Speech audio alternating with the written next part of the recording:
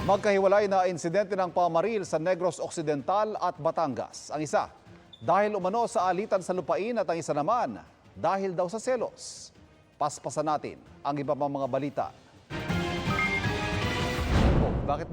Dalawang peking dentista huli sa magkahiwalay ng traffic operation sa Cotabato City at Marawi City.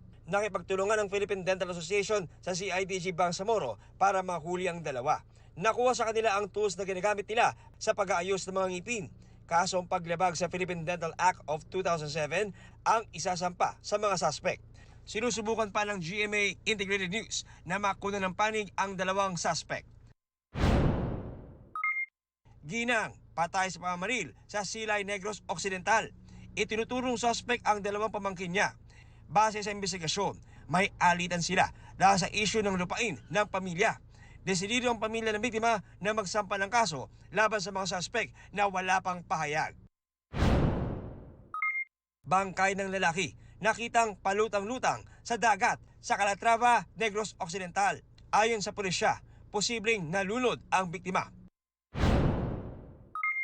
Ginang sa Bawan, Batangas, sugatan ng barilin umano ng mister.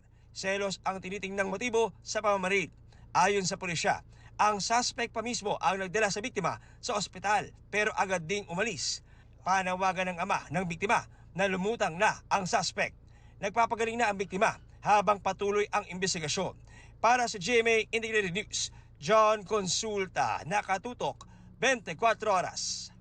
Mga kapuso, patuloy na tumutok sa mga balita. Mag-subscribe sa GMA Integrated News sa YouTube. Sa mga kapuso abroad, samahan niyo kami sa GMA Pinoy TV at www.gmanews.tv.